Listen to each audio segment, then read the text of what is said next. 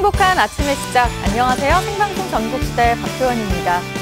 어제부터 새 정부 고위공직자들에 대한 인사청문회가 시작됐습니다. 오늘까지 이어지는 이낙연 국무총리 후보자의 인사청문회를 시작으로 앞으로 다른 고위공직자들의 청문회가 줄줄이 이어질 텐데요. 이 청문회의 취지 자체가 국정을 제대로 수행할 인물인지 그 적임자인지를 꼼꼼히 따져보는 자리긴 하지만요.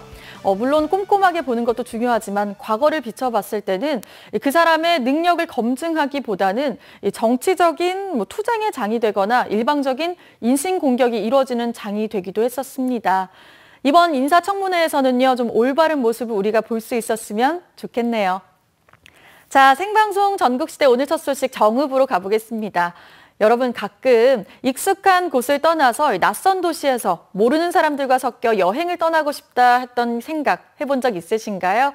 그런 생각을 실천에 옮긴 분들이 있습니다. 일상을 떠난 특별한 여행을 떠났다고 하는데요. 한옥과 초가가 있는 정읍으로 여러분도 지금 떠나보시죠.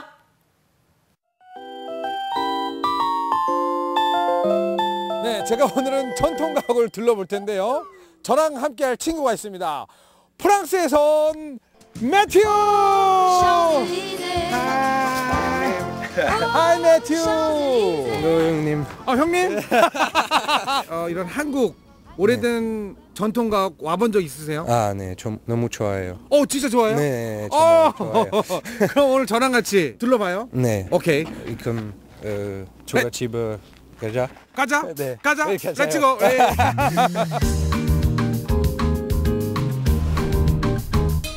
입구에 들어선 순간 타임머신을 타고 온 것처럼 또 다른 세계가 펼쳐집니다. 조선시대 서민들의 초가를 재현해 놓은 곳. 난생 처음 초가를 접한 프랑스 청년에겐 호기심 천국입니다. 형님, 이게 뭐예요? 이거요. 질문 좋다. 이게 볏집. 볕이? 예, 볏집. 볕집이라네요. 이제 볏집으로 이렇게 지붕을 쌓아서 네. 만든 거예요. 요게 이제 한 1년 정도마다 한 번씩 체인지. 요거는 흙. 겨울에는 핫. 따뜻하고 여름에는 시원하고. 와. 오. 나이스. 매튜를 위해 일일 가이드를 자청한 리포터. 그 어느 때보다도 열정적인 모습인데요. 형님과 아우가 즐거운 시간 여행을 하던 중 뜻밖의 물건이 눈에 들어왔습니다. 매튜. 네. 장작. 프랑스에도 이런 거 있어요? 네, 있어요. 코리아 게임. 장작 패기. 오케이? 오케이. 게임 매치? 오케이. 가자.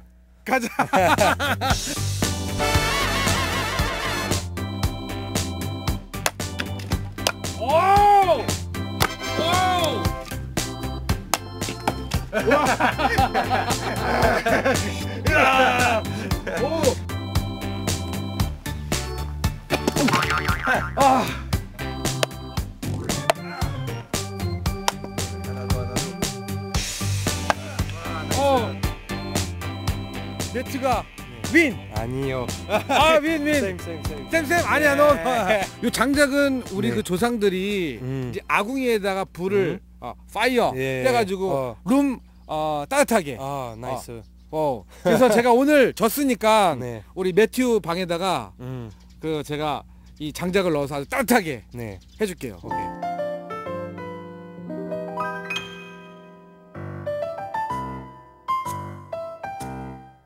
그러면 이제 매튜가 체험 한번 해보세요. 네. 자, 이쪽으로.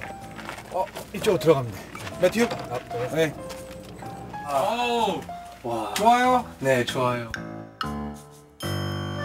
이번에는 뜨끈뜨끈한 아랫목이 일품인 온돌 체험을 해볼 텐데요. 매튜는 이 온도를 어떻게 느꼈을까요? 매튜 잘해. 매튜! 네. 괜찮아요? 네, 따끈따끈? 네. 밖에 놀 게 더 많아요. 이제 밖으로 나가자고요. 네. 하나, 둘, 셋. 성공. 굿. 매튜.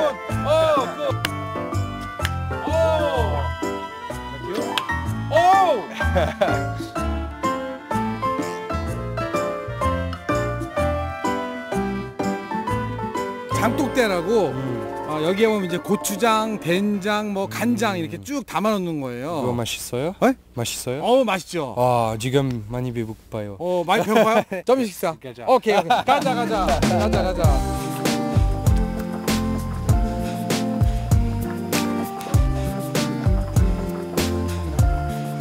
오리백숙. 어리백숙. 이거 먹어본 적 있어요? 몰라. 몰라요. 몰라요. 소중한 사람한테는 다리. 다리를 주는 거야, 다리. 맛있어 보여요. 맛있어 보여요? 네. 이렇게 하고. 많이 배고파요. 많이 배고파요. 딱 올라가지고 고량 잡고 뜯어. 네.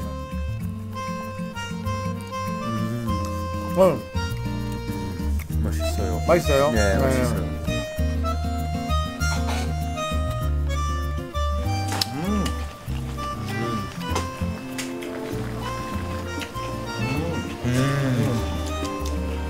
아, 맛있어요.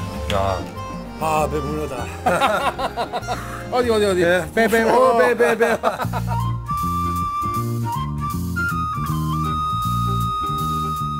매튜. 이런 집 대문 앞에서는 원래 이렇게 소리를 내서 이렇게 불러야 돼요. 자, 배에 힘 주고. 네. 제가 하는 거 봐요. 네. 이리 오너라. 배에 힘 주고 하나, 둘, 셋. 이리 오너라. 끝. 이리 오너라. 왜 안 오지 근데? 어서오세요. 안녕하세요. 저희가 너무 소리를 크게 지르는 건 아닌가요? 네, 아닙니다. 예. 해야만 열어주죠. 원래 이렇게 열어주는. 그렇죠. 저희가 이제 어디부터 둘러보면 될까요? 네, 이제 오셨으니까 사랑채 가서 차도 한 잔 마시면서 네. 알아보도록 하겠습니다.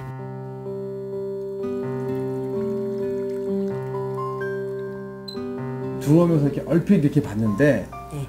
집이 좀 어마어마해요. 그러죠. 네. 이 집에 대해서 좀 설명을 좀 해주시겠습니까? 이 집은 99칸이에요. 예. 그러면 방이 99개가 아니고 기둥과 기둥 사이를 한 칸이라고 합니다. 근데 김명관 씨가 여기 와서 집 지을 때 분산형으로 집을 지었어요. 여기는 사랑채입니다. 남자들만의 공간이고 또 안채 있고 행랑채가 있어서 이 집의 특징이 있다면 서로 마주보는 게 특징이에요.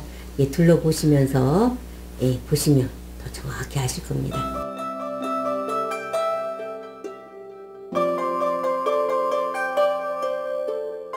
이쪽으로 가시면 네. 비밀스러운 곳이 있습니다. 이 집의 특징인 곳이죠. 이 방에 사는 네. 젊은 아들이 네. 부인 만나러 가는 비밀 통로가 있습니다. 여기 비밀 통로방인가요? 그러죠. 비밀 통로가 있는데 네. 어느 쪽으로 가면 될까요? 어느 쪽으로요? 어떻게 가? 이렇게 이곳입니다. 이곳으로요? 다 잘 때 갔다가 네. 이른 세북에 오는 길이었어요. 네. 어쩌면 사랑의 길이라고도 볼 수 있는 곳이 이것입니다.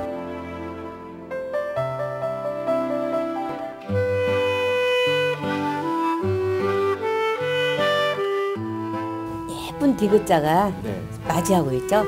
대청을 중심으로 해서 양쪽에 방이 대칭을 이루고 있고요.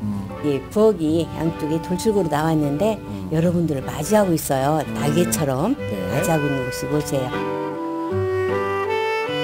좌우 양 끝에는 시어머니와 며느리가 사용하는 문이 따로 있어 부부간의 사생활이 보장이 되는 것도 이 고택만의 특징인데요.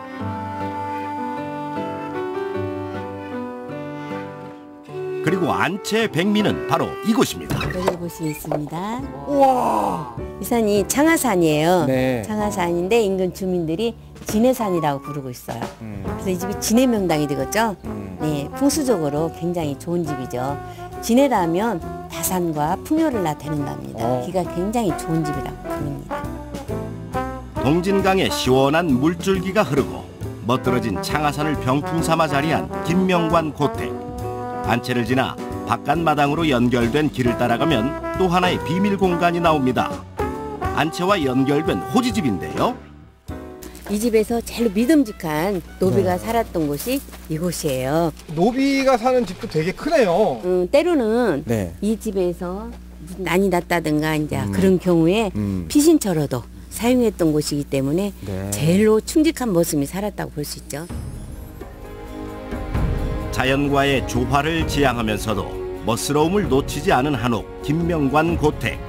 처마의 흐름과 기둥의 배열이 조화를 이루어 눈길이 머무는 곳마다 한옥의 아름다움을 느낄 수 있는 곳입니다. 매튜, 네. 예, 오늘 어땠어요? 아, 오늘 너무 재밌었어요. 과거로 돌아간다면 네. 초가집, 한옥집 있어요. 그러면 어느 집에 살고 싶으세요?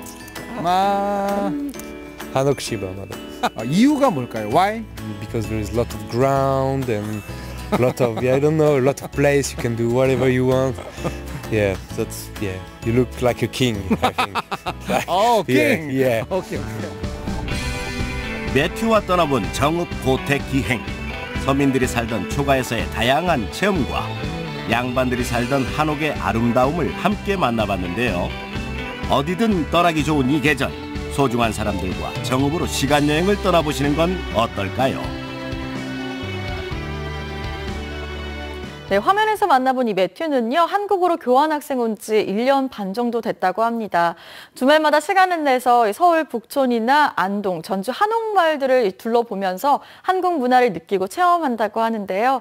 이렇게 프랑스 청년이 우리 문화를 사랑한다고 하니까 저 역시 자랑스러움이 느껴지고요. 또 저부터 우리 문화를 더 사랑해야겠다 이런 생각도 들었습니다. 자, 여러분 이제 내일 하루만 더 지나면요, 기다리고 기다리던 주말이 다가옵니다. 이번 주말 우리 아이들과 좀 더 특별하게 보내고 싶다 하는 고민 있다면요. 이곳은 어떠신가요? 바로 포항에서 하고 있는데요. 포항 시립미술관에서 진행 중인 플레이아트, 놀이하는 미술전입니다. 지금 화면으로 확인해 보시죠. 전시품은 장난감이 되고 미술관은 놀이터가 되는 시간. 놀이를 통해 현대미술을 만나고 현대미술을 통해 놀이의 가치를 되새겨보는 시간. 통통 튀는 이색 전시, 플레이아트, 놀이하는 미술을 만나봅니다.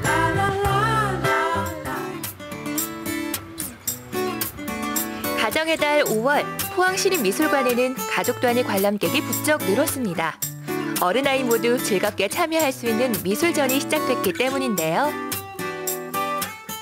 플레이아트 놀이하는 미술은 매해 저희 포항시립미술관에서 4월달이 되면은 어린이를 포함한 가족 단위의 관람객들을 대상으로 보다 쉽게 현대미술을 즐길 수 있는 그런 전시들을 매해 마련해 왔었는데 올해는 그 놀이라는 주제를 가지고 전시를 마련하게 되었어요. 많은 사람들이 직접 체험을 하고 쉽게 현대미술을 즐길 수 있는 그런 전시라고 할 수 있겠습니다.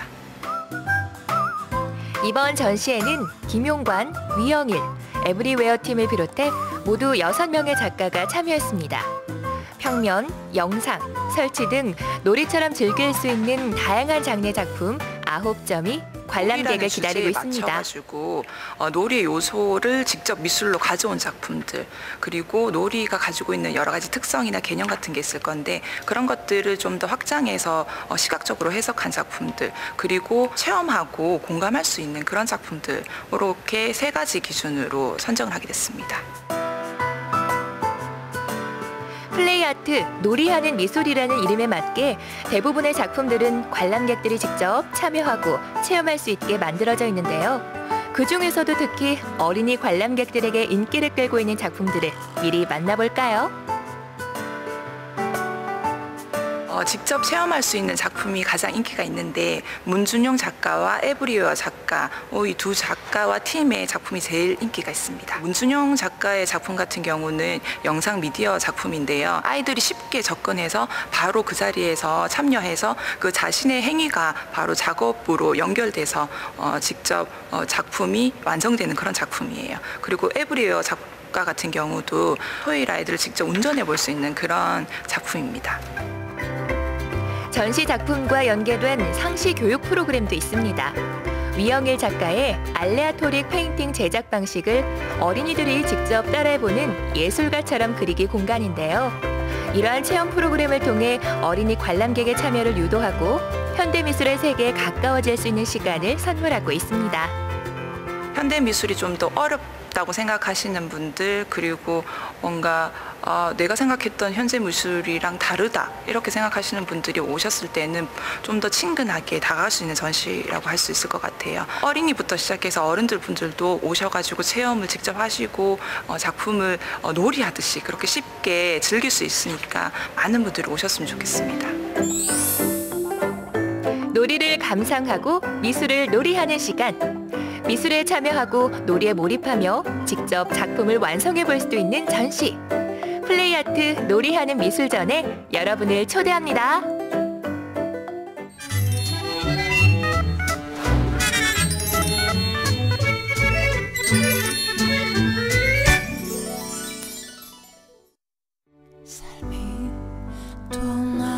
지금 시각 8시 49분 지나고 있습니다.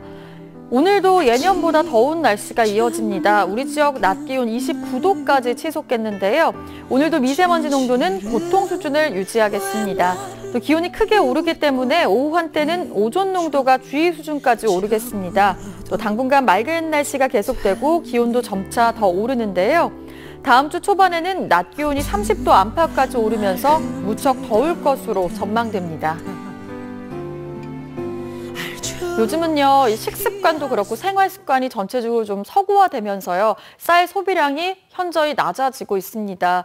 자연스럽게 쌀 수출국들은 위기를 맞고 있는데요.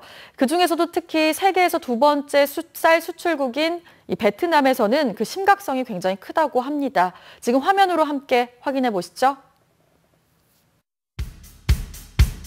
메콩강이 보입니다. 중국 티베트에서 발원한 강. 4,000km가 넘는 아시아에서 가장 긴 강이죠. 강 옆은 아시아 최대 곡창지대인 메콩 델타인데요. 최근 이곳이 심상치 않습니다.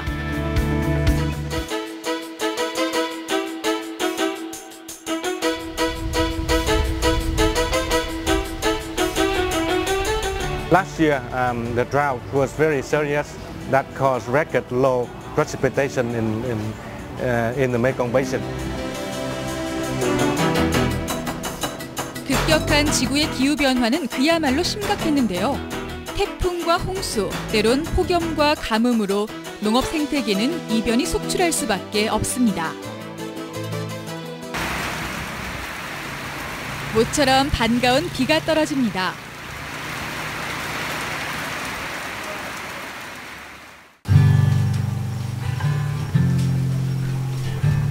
지금 스콜성 비가 내린 직후에 습도가 엄청납니다. 기온은 영상 40도 육박하네요.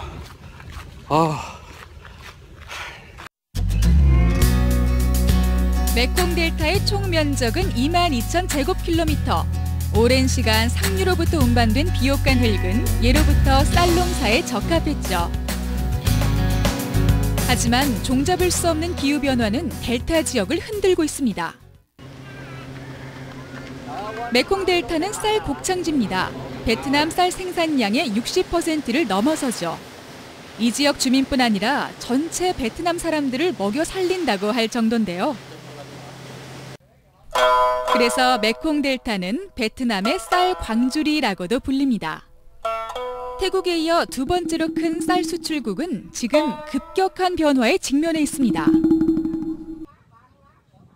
Như năm rồi thì nơi hạn hán như nó cũng nước thất thu, nó không có đạt như cái mùa đông xuân này. Có nghĩa là giá cả hồi hạn hán nó bị cũng như nó bị lúa mình nó hạn hán quá nắng rồi thắt, như mình 1 hectare mình như bây giờ là như nó 1.000 kg, như hồi đó nó 500-700 kg à. 쌀 생산량의 저하, 그로 인한 품질의 저하. We're looking at a race between tipping points, between natural tipping points and political tipping points. The thing that struck me about this was that wherever I could see the Arctic Sea, when there wasn't cloud cover, which was most of the time, I could see fracturing in the ice. They reported that in 1 week, an area of Arctic sea ice the size of the United Kingdom had disappeared. They were stunned. One of the areas where ice is melting fastest in the world is in the mountains of Asia, in the Himalayas and on the Tibetan Plateau.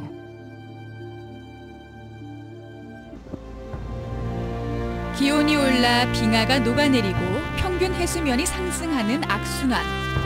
식량 부족은 먼 미래의 이야기가 아니라 바로 코앞의 위협입니다. The melting of the iceberg in the north, up north, will cause the sea to increase level. The sea level will increase by 55 centimeters total compared to the past. So that means about 5 to 10% of the delta will be affected by sea level. 해수면 상승에 의한 피해는 상상 그 이상입니다. 바닷속의 많은 양의 염수가 메콩강의 여러 지류를 통해 농토로 곧장 유입이 되기 때문인데요. 범람하는 염분에 벼농사는 속수무책 피해를 입게 되는 거죠.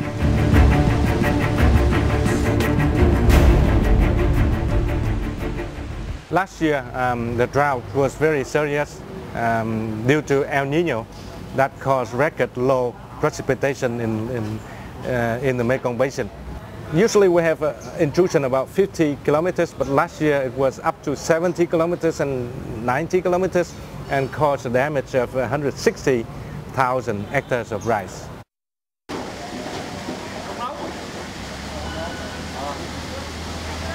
메콩 델타의 주민들은 강과 맞닿은 땅에서 생계를 꾸려갑니다. 그러기에 지금 그들이 직면한 삶은 꽤나 위협적이죠. 그런데 이들 농부를 힘들게 하는 건 기상이변만이 아닙니다. 식습관의 변화 역시 농부들을 괴롭히고 있죠.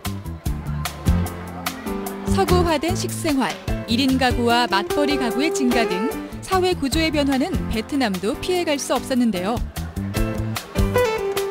밀가루와 육류, 가공식품을 찾는 이들이 늘어나면서 매년 쌀 소비량은 빠르게 감소하고 있습니다.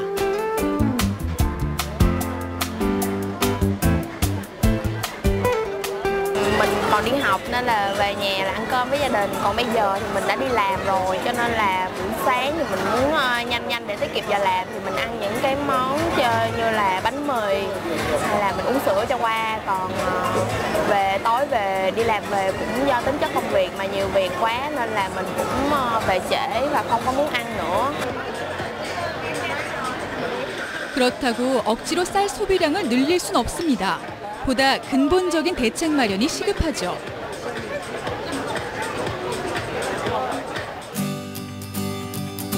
어떤 노력들이 있을까요?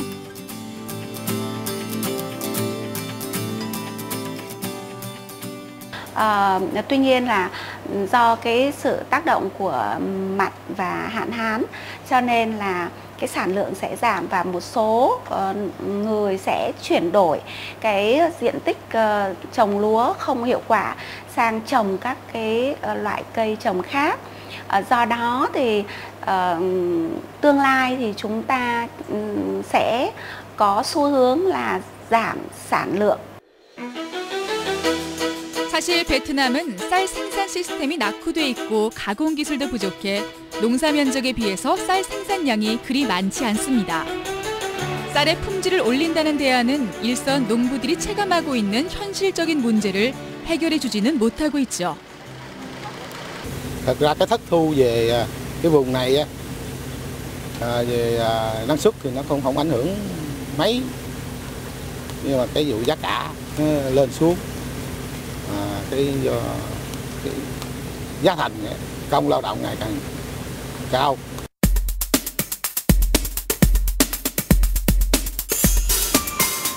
베트남 쌀의 품질을 높이기 위해서 한국의 쌀 가공 기업이 품질 좋은 한국 쌀을 키우고 정리하는 법을 전파하고 있었는데요. 지금 이 모습은 다른 품종의 쌀이 얼마만큼 섞였는지 알아보는 과정이죠.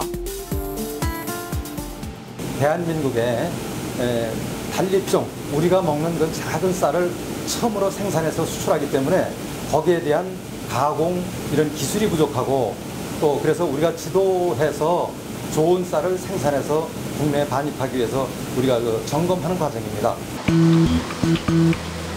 세계 2위 쌀 수출 대국이라는 명성. 하지만 제값받지 못하는 쌀이라는 오명. 현대화된 농법만이 베트남 쌀의 가격 경쟁력을 키울 수 있습니다. 이곳 농부들은 한국 기업과 거래를 맺고 1년에 약 3만 톤의 쌀을 수매하고 있었는데요. 생산하는 쌀의 분량률이 눈에 띄게 감소했다고 합니다.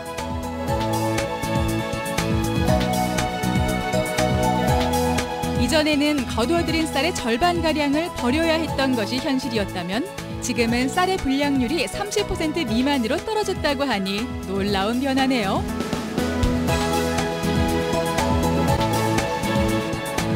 이런 과정 덕분에 우리나라가 베트남으로부터 쌀을 수입하는 가격 역시 예전보다 훨씬 더 절감됐습니다. 저희가 아주 가격 경쟁력이 있는 가격을 저희 정부에 제시를 하면서 저희는 정부에서 어떤 세금으로 지금 저희 쌀을 이쪽으로 수입해야 되는 상황에서 많은 혜택을 줬다고 저희도 자부심을 느끼고 있고, 저희 사업이 지금 이 계획대로 가준다면 거의 1년에 400억에서 500억 정도의 정부 세금을 수입 예산을 줄어들이는 그런 영향이 있다고 봅니다. 세계 쌀 생산량의 20%를 담당하는 델타 지역. 아시아 쌀의 위기는 세계가 당면한 현실입니다. 그러기에 이 쉽지 않은 지구의 위협에 대비한 공동의 노력이 필요한 시점입니다. 네, 아시아의 쌀 위기는 결국 세계의 위기고요. 또 이는 더 나아가 이 지구촌 식량난 문제로 이어질 수 있습니다. 화면에서 함께 보신 것처럼 참 상황이 심각한데요. 이제는 나라를 떠나서 우리 모두가 머리를 맞대고 해결책을 간구해야 되지 않을까 합니다. 자, 북한 땅이 보이는 철원 접경지에 아주 특별한 손님들이 찾아왔다고 합니다. 바로 세계 각국에서 온 유학생들인데요. 이들의 최전방 탐방기 지금 함께 하시죠. 분단된 허리가 눈앞에 보이는 곳. 민족 상잔의 아픔이 그대로 남아있는 고장 철원. 남과 북의 끊어진 허리를 바라보며 그들은 어떤 생각을 할까? 그들의 눈에 분단된 한반도는 어떻게 비칠까?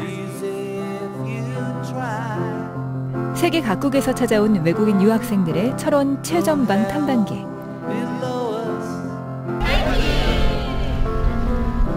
그들의 시선으로 휴전선을 바라본다. 여러분, 제가 있는 곳은요, 바로 철원의 대표 명승지 고석정인데요. 이 고석정이 아름답다고 소문이 자자하잖아요. 그래서인지 여러분 한번 보세요.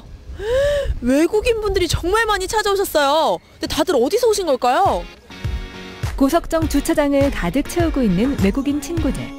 한눈에 봐도 굉장히 다양한 나라에서 온 것 같은데. 헬로, 다들 어디서 오셨어요? Where are you from? I'm from DR Congo. I'm from Czech Republic. Peru. I'm from Peru. I'm from Vietnam. Can you speak Korean? I can't speak Korean. 한국말을 하시는 분이 있고 못 하시는 분이 있어서 저 어느 나라 말로 해야 돼요? 선생님, 저는 한국말 열심히 하면 안 될까요? 난감한 이하나 리포터, 오늘 인터뷰 심히 걱정된다. 이 자리가 어떤 자리인가요?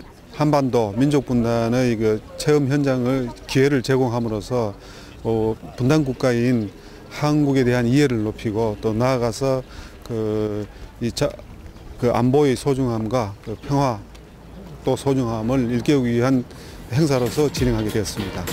무려 15개 나라에서 온 70여 명의 유학생들. 이들은 모두 강원대학교에 다니고 있는 학생들이다. 한국에는 와 있지만 평소 공부하느라 학교 밖으로 다녀볼 기회가 많지 않은 게 사실. 이런 한국 체험의 기회가 유학생들에겐 소풍과도 같다. 철원 8경 중에서도 제1경으로 꼽히는 고석정의 풍경에 완전히 매료된 학생들. 어머, 이건 찍어야 해. 실제로 직접 와서 보니까 어때요? 네, 너무 아름답고 네, 오늘 너무 재밌어요. 우리나라에서도 이렇게 산이 있지만 산에서 돌만 있는데 이렇게 나무들이 한국처럼 많이 없어요. It's beautiful. 지금이 아니면 언제 여길 또 와볼까. 배를 타고 구석구석까지 돌아보며 유학생들은 한국의 풍경을 가슴 깊이 담아간다. 특별한 추억에는 특별한 인증샷이 필수. 갑자기 뭘 꺼내나 했더니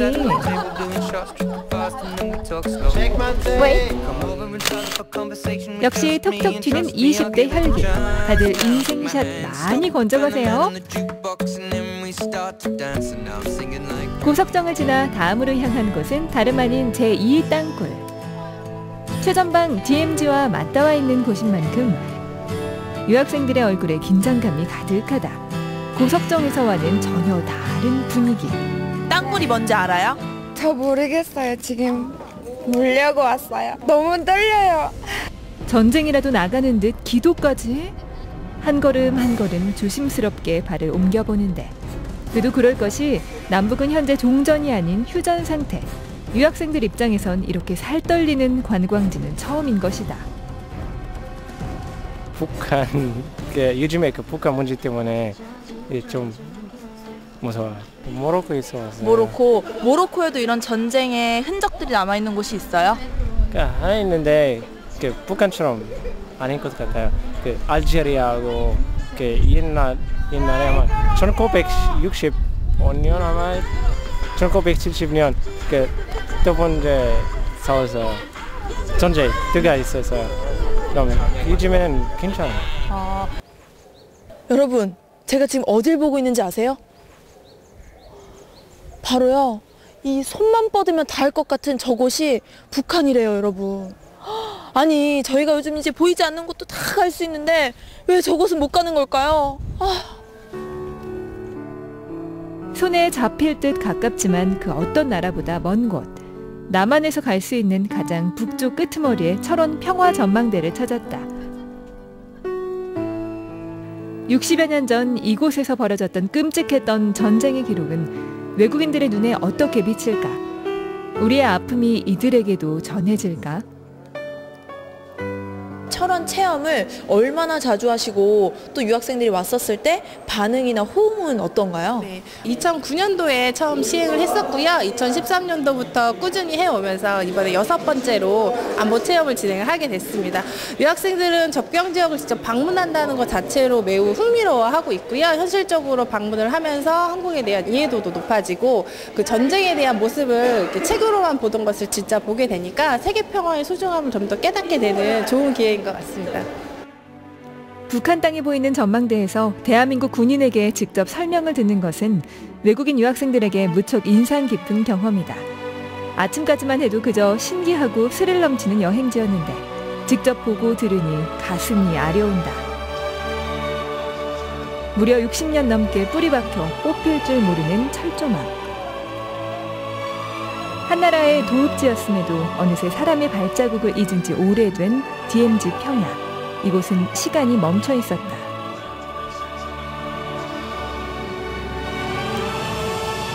와보니까 그 책에서 느꼈던 것보다 더 뭔가 느낌이 달라요? 달라요. 뭐 유럽에서는 그 북한에 대해 아주 심하게 말해요. 그 다들. 근데 여기 와서 한국인 친구들이 신기하기도 하고 불안해요. 좀. 그리고 그 예전에 생겼던 전쟁 생각이 많이 나거든요. 세월은 무심하게 흐르지만 여전히 희망을 꿈꾸고 있는 월정리역. 한때 서울에서 원산까지 이어졌던 경원선 철도는 이곳을 마지막으로 끊어졌다. 전쟁 때 폭격을 맞아 만신창이가 돼버린 기차는 그래도 꿋꿋하게 다시 달릴 순간을 기다린다. 월정역의 마음을 유학생들도 느낀 걸까? 폐쇄된 역은 슬픔보다는 희망으로 가득 차고 있다. 유학생들의 마지막 답사지는 노동 당사다. 6.25 전쟁으로 철원 시가지가 모두 파괴될 때 그 기억을 고스란히 갖고 남아있는 유일한 건물. 지금까지도 선명한 포탄 자국이 다소 충격적으로 다가온다. 그럼 오늘 이렇게 온 가족이 다 안보 체험이라는 걸 했었잖아요. 이걸 통해서 우리 부모님들은 우리 자녀들이 뭘 좀 얻고 느꼈으면 좋겠었는지. Just to be more aware of North Korea and that the situation with North Korea, and just for them to feel safe and to have a better understanding of what happened and things like that. 한국 전쟁 전까지는 북한 땅에 속했던 철원. 어쩌면 이 흔적을 안 보이게 숨기고 새로운 것으로 덮어버릴 수도 있다. 하지만 우리가 전쟁의 상처를 간직하는 건 같은 실수를 반복하지 않기 위함이다. 네, 평소에 북한이랑 우리 대한민국의 관계가 어떤지도 많이 물어보고요. 특히 요즘같이 남북 간의 갈등이나 아니면 세계적인 이런 국제적인 갈등이 고조되고 있는 상황에서는 많이들 걱정하고 또 본국에서도 부모님이 많이 걱정을 한다고 그렇게 들었습니다. So thank you very much for the organizers. We had a really good day with many experiences, and we saw the border, and we saw the tunnel, and the bombed train, the bombed houses. So these things was like a shock. 아름다운 대자연의 얼굴 뒤로 여전히 치유되지 않을 상처를 품고 있는 땅 철원. 유학생들은 이곳에서 끝나지 않은 전쟁의 아픔을 그리고 평화의 소중함을 배워간다. 네, 외국인 친구들에게 참 특별한 경험이 됐을 것 같습니다. 저도 몇 년 전 외국인 친구들이 한국에 놀러 왔는데 어딜 가장 가고 싶냐 했더니 북한의 땅을 보고 싶다 해서 바로 저곳 철원에 갔었거든요. 함께 땅굴 체험도 하고 망원경 통해서 DMZ 평화도 바라보고 월정리 역도 함께 다녀왔었는데 어떻게 보면 우리에겐 굉장히 친숙하고 그냥 아무렇지 않게 느껴지는 이 휴전 상태가 외국 친구들에게는 두려움과 함께 충격으로 다가오고 있구나 이런 생각을 했었습니다. 어쨌든 같은 아픔, 같은 희망을 가지고 있는 한 민족이니까 언젠간 서로 함께 서로의 상처를 치유해주는 날이 오지 않을까 합니다. 자, 몸에 좋은 약은 입에 쓰다고 하죠. 건강에 좋은 쏘가리 맛보러 지금 함께 가보시죠. 아이고 머리야. 아이고 머리야. 아이고. 엄마, 어디 아파? 너 때문이지! 아이고, 네 나이가 몇인데 아직 장가도 못 가고 취직도 못 하고 맨날 PC방에 만화방에 핸드폰질이나 하고 아이고, 속이, 아이고, 속이. 아이고, 이놈의 쏘가리! 이놈의 쏘가리! 소가리? 잠깐만! 엄마가 소가리 중이라는데 어딜 간 거죠? 아니, 여긴? 아니, 거기에서 도대체 뭐 하는 거죠? 뭘 잡으려고 그렇게 버둥대고 있어요? 아이 근데 쏘가리 어디 사는 거죠? 소가리 때문에 쏘가리? 바다가 없는 충북에는 풍부한 내수면이 있습니다. 덕분에 다양한 민물고기들을 잡을 수 있고 먹을 수 있는데요. 최고의 민물고기라면 단연 쏘가리를 꼽을 수 있습니다. 하지만 7수에만 사는 쏘가리는 잡기도 어렵고 개체수도 얼마 없어서 귀하디 귀한 존재.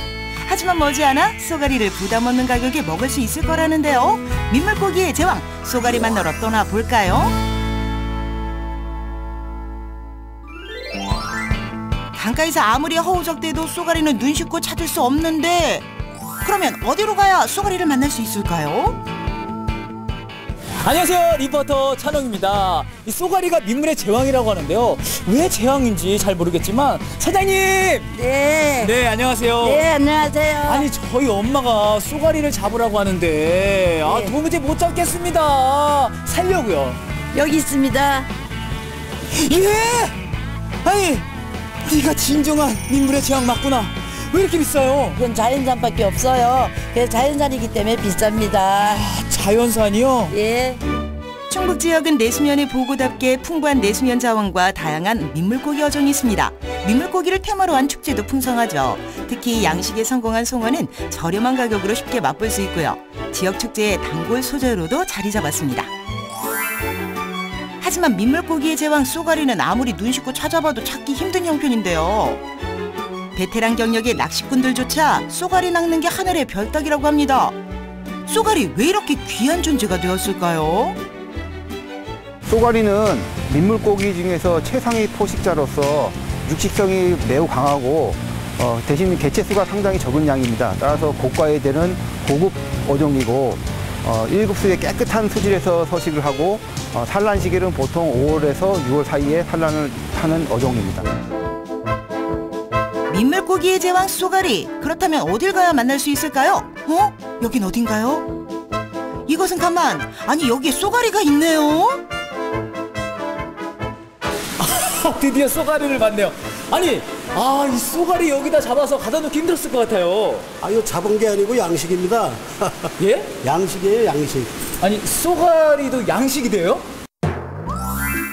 그렇습니다. 양식이 됩니다. 독특한 맛을 자랑하는 쏘가리는 미식가들의 입맛을 자극하는 대표적인 고급 어종인데요.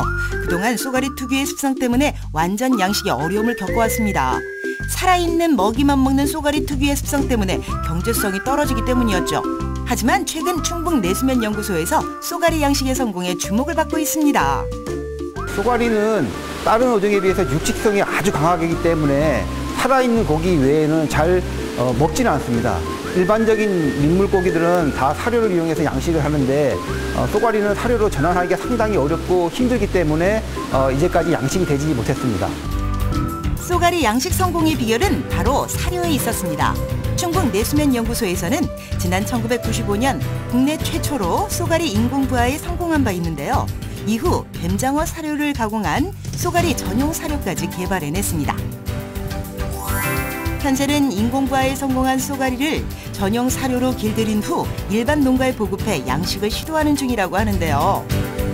이제 머지않아 양식에 성공한 쏘가리를 저렴한 가격으로 만날 수 있게 될까요? 쏘가리에 관련된 다양한 육성 실험, 순치 실험, 다양한 실험들을 수행하고 있으며 이러한 결과를 바탕으로 해서 조기에 쏘가리가 산업화될 수 있도록 저희가 최선을 다할 계획입니다. 쏘가리를 시범 양식하는 농가를 찾아보았습니다. 왜 이렇게 어두워? 계세요? 어머, 왜 이렇게 깜깜해요? 귀신 나오겠네. 무서워. 저기요. 네. 깜짝이야. 예. 아유, 계셨군요. 네. 아니, 왜 이렇게 어두워요? 아, 쏘가리가 좀 안정된 데서 크는 걸 좋아해서요. 예. 그래, 어둡게 키우고 있어요. 쏘가리는 밤에 주로 활동하는 야행성 어종입니다. 밝은 곳에서는 먹이조차 먹지 않아 주변을 어둡게 해주는 것이 쏘가리 성장을 위해 필수죠. 하지만 수온에는 크게 민감하지 않은 탓에 먹이만 맞으면 의외로 쉽게 키울 수 있다고 합니다. 아니, 제가 네. 쏘가리를 좀 사러 왔거든요. 아직 쏘가리 안 파는데. 예? 안 팔아요? 그럼 언제 사는 거죠? 아, 좀 더 있어야 될 것 같아요. 오 마이 갓! 박석유 씨는 10여 년 전부터 고향인 괴산에서 민물고기 양식을 하고 있습니다. 타 지역 바닷가에서 김 양식일과 가두리 양식일을 경험해보고 고향에서 민물고기 양식을 하면 좋겠다 싶어서 시작한 양식 사업. 그렇게 동자개와 뱀장어를 양식하다가 지난해 10월 충북 내수면 연구소로부터 쏘가리 치어를 분양받아 양식 중이라고 합니다. 7개월 동안 열심히 키운 결과 현재 10cm 수준으로 커졌고 지금도 무럭무럭 자라고 있습니다. 아니, 그러면 언제쯤 출하가 가능할까요? 앞으로 한 1, 2년 정도 키워야 될 것 같아요. 마리당 1kg 정도는 커야 되지 않을까요? 아, 그나저나 저희 엄마가 그 쏘가리를 드시고 싶어 하는데, 그러면 뭐 방법이 없을까요? 글쎄, 현재로서는 자연산 드셔야 될 것 같아요. 자연산이요? 네. 자연산 쏘가리를 만나기 위해 다시 식당을 찾았습니다. 아니, 제가 그 양식장에 갔는데 아직 먹을 수가 없다네요. 그래서 여기서 좀 먹으려고 하는데 싸게 좀 부탁해요. 안 돼. 진짜 너무하시네. 자연 미인이시잖아요. 그래도 안 돼. 그러면 쏘가리 어떻게 먹어야 맛있어요? 쏘가리는 회 떠서 고추장에 찍어서 먹는 게 짱이야. 비싼 가격에 쉽게 먹을 수 없지만 그래도 쏘가리는 회가 최고. 산채로 팔딱팔딱 뛰는 녀석을 조심스럽게 회를 뜹니다. 두툼하게 뜬 회를 먹음직스럽게 잘라서 보기 좋게 올려 놓으면 이것이 그 유명한 민물고기의 제왕 쏘가리 회. 와, 드디어 쏘가리의 속살이 나왔습니다. 그런데요, 중국산 아니에요? 아니에요. 이게 웬 중국산이에요? 국산이에요, 국산. 아, 그래요? 500% 국산이에요. 그러면 중국산이랑 국산이랑 어떤 차이가 있어요? 국산은 살이 이렇게 맑았고 무지개 빛이 나는데 중국산은 약간 볼고리한 빛이 나요. 그걸로 구별을 할 수 있어요. 벌레다, 벌레. 아, 이거는 벌레가 아니라 쏘가리 쓸개예요, 쓸개. 아, 쓸개요? 네, 이 쏘가리 쓸개를 먹어야지 이 쏘가리 한 마리를 다 먹었다라고. 그러면 몸에 좋아요? 그럼 몸에도 좋고 맛도 좋은데 한번 먹어봐야 알지. 어때?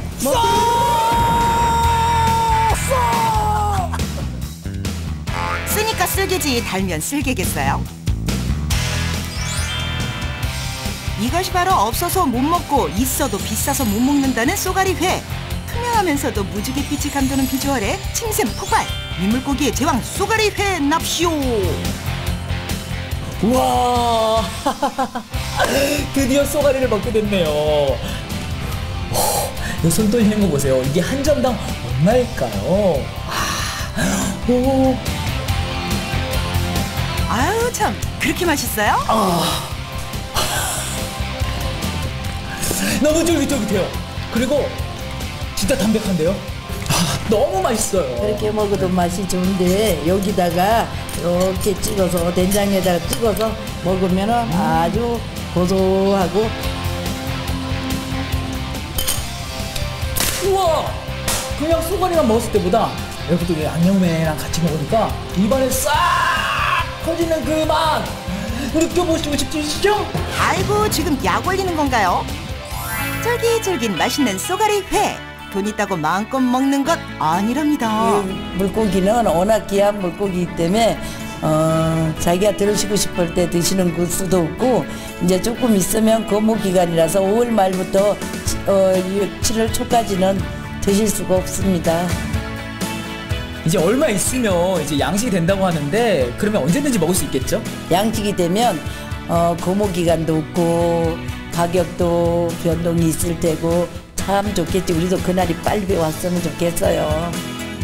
여기서 끝이 아니랍니다. 쏘가리의 진수는 매운탕에서 나온다. 민물새우와 무, 감자와 쑥, 민트와 깻잎, 청양고추도 송송 썰어놓고 마늘과 특제 양념이 어우러진 쏘가리 매운탕. 탱글탱글한 쏘가리의 속살과 속을 뻥 뚫어주는 국물이 끝내줍니다. 그런데 이게 또 끝이 아니라는데요. 더 좋은 게 있지. 쏘가리만 먹어도 맛이 좋지만 아주 쏘가리의 액기스를 이제는 드셔야지. 쓴 거? 아니 달고 맛있어. 진정한 남자라면 쓸게.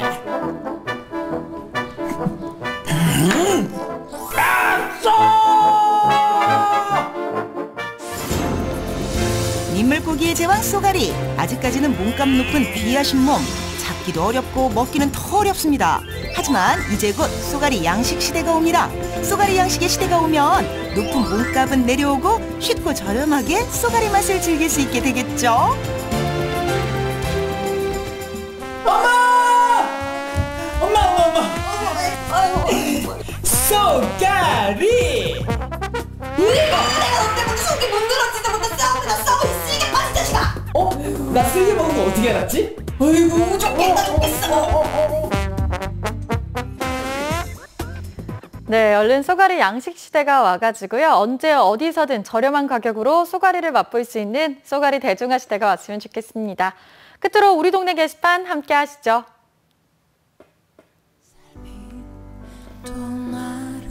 국내 최대 규모의 청소년 축제 제13회 대한민국 청소년 박람회가 드디어 오늘부터 시작됩니다. 박람회 첫날 청소년의 달 기념식과 함께 둘째 날인 내일은 세계적 로봇 공학자 데니스옹 교수가 직접 4차 산업혁명에 따른 청소년의 역할을 주제로 특강을 진행합니다. 해상 무대에서 펼쳐지는 플라잉 보드쇼를 비롯해서 다양한 해양 레저 스포츠 프로그램이 운영되고요. 멘토 특강, 청소년 동아리 경연대회, 청소년 오케스트라 공연과 로봇쇼 등 가족 단위 관람객들을 위한 다양한 행사가 4일 내내 진행됩니다. 볼거리, 질길거리 풍성한 축제입니다. 오늘부터 토요일까지 4일간 열리니까요. 꼭 방문하셔서 즐겁고 의미 있는 시간 함께 하시면 좋을 것 같습니다. 매월 마지막 주 수요일은 문화가 있는 날입니다. 광양시에서는 이날을 위해서 이야기가 흐르는 예술 여행 프로그램을 진행하고 있습니다.